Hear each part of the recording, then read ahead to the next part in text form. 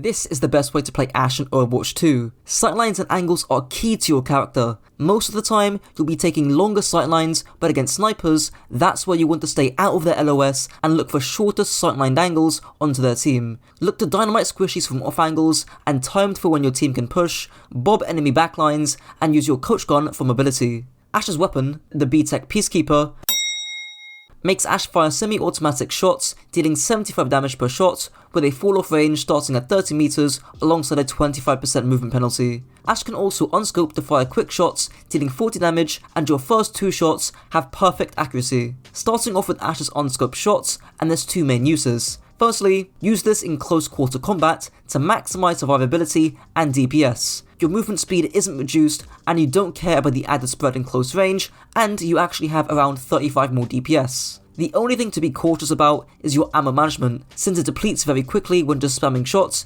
hence why you reload when you have downtime, and you try to mainly use your unscoped shots in close range. But there's also a secondary use, and that's as a finisher thanks to the much faster fire rates. As soon as you headshot someone, you can quickly follow up with 2 unscoped shots. This can be in both close and longer ranges to finish off a low target. I say long range because keep in mind that your first 2 shots are completely accurate, so you can quickly fire off 2 shots to finish off a target who's 1 HP from very afar. However, with your unscoped fire, make sure you don't waste your ammo with it.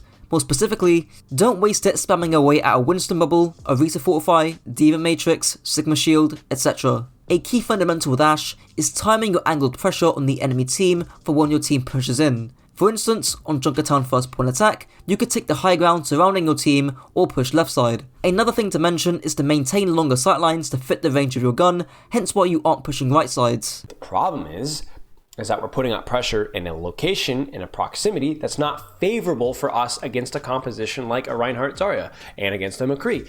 In addition, this makes no sense when you have a better, safer high ground angle like this that we literally just leveraged and won the fight with the previous fight. And now we're sitting on the floor. This is so much safer and more aggressive up here. Other heroes wish they could wall climb up here and utilize this, and yet you're here.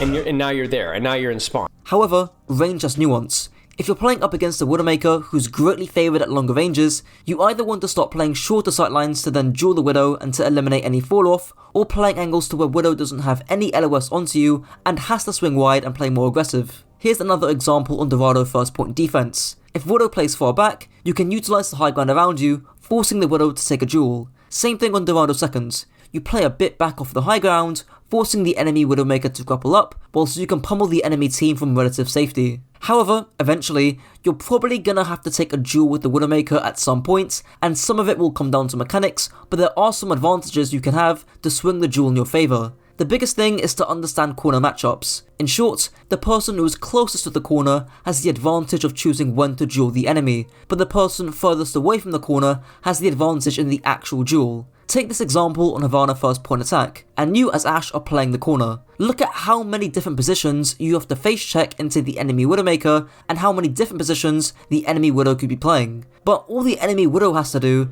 is place a crosshair in the exact same corner and wait for you to peek. However, your advantage playing close to the corner is that you could completely ignore the Widowmaker and not attack the duel. You don't have to fight here. Instead, you could flank left or use your team and then flank to the right. The same concept also applies to FPS shooters like Rainbow Six Siege. It's why, as a defender, you don't hold angles right next to windows or doorways, but rather, you play from afar and play the myriad of different angles you could take on that window or doorway. It means that, as an attacker, you have to face all kinds of different angles that the defenders could be playing, whereas the defender just has to place his crosshair in one spot. This isn't to say that playing around corners aren't important, in fact, they very much are, but in one-shot sniper duels, playing right next to a corner and not repositioning, as I'll just get onto, can lead to easy crosshair placement for the enemy sniper. Now onto the repositional advantage, just meaning that you reposition against the enemy sniper, ideally timed for when your tanks are baiting attention. Take this example in Junkertown first. The Widowmaker gets jumped by a Wrecking Ball, or the Widow is distracted main. You can utilise this to flank around and land some damage onto the Widowmaker while she's occupied. There's also other advantages like Pika's advantage, Infosight advantage, Pocket advantage, and a myriad of others. Not to mention, if you play a lot of snipers, struggle to win your duels, and would like yours truly to help coach you, feel free to join my Discord down below and to check my rates. Moving on to some mechanical play, here's Sparlow going over some fundamental crosshair placements which can be carried over to other snipers. You're putting the crosshair off of where you need it to be. I'm not sure why. Like, I can understand that the height maybe, because you're still going to headshot her from this height. Why is it off to the side? Why is it not directly on the corner? I mean, your crosshair placement, it wasn't even a flick there. You just put your crosshair off of the position where it needed to be.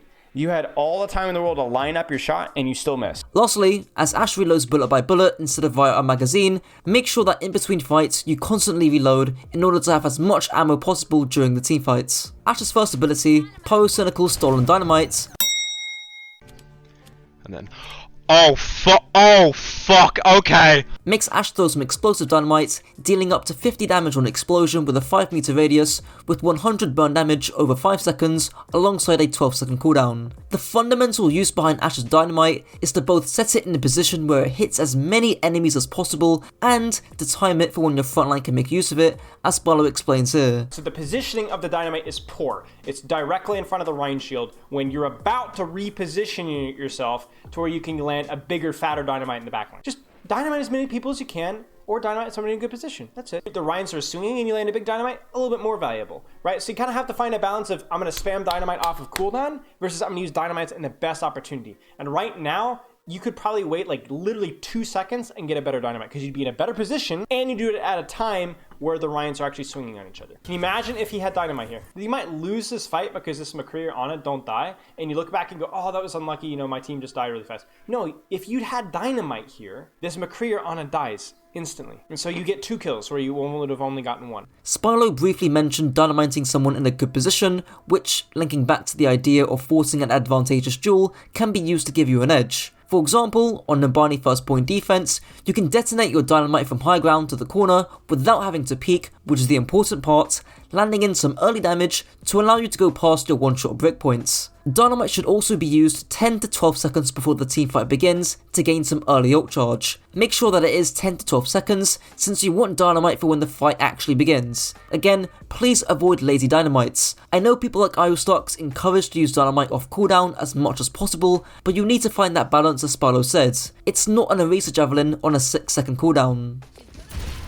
Lazy. There is nothing wrong with doing nothing with the cooldown if you think that the pressure from it is not going to be, because this isn't like a wristed javelin on a 6-second cooldown, you know, where, okay, sometimes you're going to get punished for spamming it, but mostly it's going to be available pretty soon. This is a 12-second cooldown. Let me tell you right now, who should you be dynamiting right now? The Reaper. Maybe you just shoot the Reaper. Maybe you just shoot the Reaper, right? Okay, but let's keep watching. Who could you be dynamiting right now? Their backline or yeah, the Reaper. You could be picking, or the Reaper. You know, maybe, okay, the Wood is a problem. Okay, just throw the dynamite right here, hit the Reaper. That would be really, really annoying. Ashe's second ability, the B-set grappling hook, makes Ashe blast enemies in front of her, shooting 15 pellets, dealing up to 90 damage, propelling herself up to 9.4 meters away with a 10-second cooldown. The fundamental use to Ashe's coach gun is for mobility. For instance, on Kingslow's second point attack, you could coach gun up to the high ground to give you another angle of damage to put more pressure on the enemy team. There's also using it to escape a dive, obviously. You can very quickly create some distance between you and a Genji who has just dashed onto you, whilst also maybe landing some damage. Speaking of damage, that's the secondary use of your coach gun. Not only do the pellets deal damage themselves, but they can also detonate your dynamite quite consistently as soon as you throw it. Of course, you might cause some self damage, but you take half the dynamite damage the enemy flanker takes, and if you have a mercy pocket or a brig repair pack, this downside is mitigated. Ashe's ultimate, the Butler Bot, makes Ashe summon her Omnic sidekick with 1000 HP, charging at his enemies, dealing 120 damage on impact and dealing 112 DPS afterwards. As soon as Bob starts shooting, his duration is 10 seconds. Bob is one of the simplest ultimates to use, as you almost always want to put Bob on a greedy off angle, ideally on the enemy backline, as the legendary Buff Hardtack explains here. Essentially, you should be trying to shoot the enemy team from as many different angles as possible to deny them cover. We're being shot at from here! We're being shot at from here! We're being shot at from here! If you're the enemy team, where do you hide? How do you deal with that? To get that sort of chaos installed into the enemy team, you should almost always, without exception, place Bob on a flank, or even better, on the back line. Where are they going to hide from your team, your gun, and Bob at the same time? Nowhere. A visual example of this would be on Numbani's second point attack, where you send Bob into the backline, where he has a nice juicy off angle onto the enemy backline. One additional thing to mention is to time your Bob to when either team engages, so that your Bob doesn't get destroyed before the team fight begins. This also using Bob to stall objectives. Considering Overwatch is 5v5 and not 6v6, this can be really useful to prevent C9s or to buy time for you and your team to take angles and make plays. Now moving on to the positioning, playstyle, and compositional part of this guide.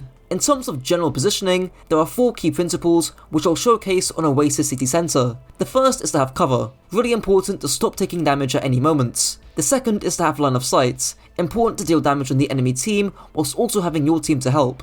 The third is to have good distance from angles, so that the enemy flankers don't sneak up on you. And the fourth, and arguably most important guideline, is to have aggressive and defensive rotational options. This is where you're going to get your angles and Ashe to land those juicy dynamites. You can either rotate left side, coach gun straight onto the left or front high ground, or rotate all the way right sides. Now finishing off with Ashe playing up against sprawly, pokey, or divey compositions. Essentially, against comps that have high sustain, range, or mobility, or somewhere in between. Against your typical poke brawl stuff, so your Reinhardt, Ramattra, Orisa, those kind of things, you often need to be playing range, angles, and fishing for those juicy dynamites from the enemy backline. For instance, on Lead Gen Control Center, you should split co-side in order to gain an aggressive, long-ranged angle that the enemy team can't contest, or you can play a bit closer on point, coach gunning onto the high ground if you get pressured.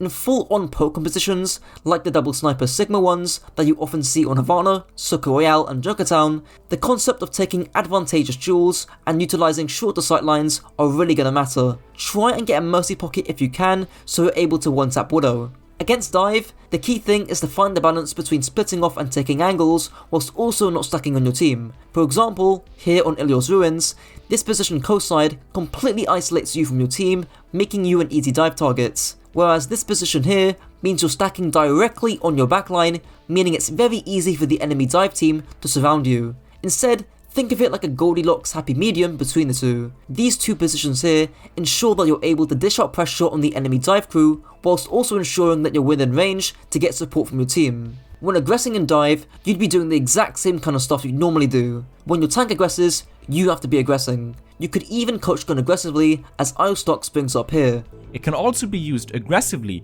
to chase opponents when your team has tempo. If you have a significant numbers advantage and you see your tank dive in to finish the job, you can do a 180 and use your coach gun to chase after opponents and start a snowball. Well, that's it for the Ashe guide. If you enjoyed, don't forget to like, comment and subscribe, and if this video helped to raise your IQ, be sure to share it with your friends to also raise theirs. Until next time.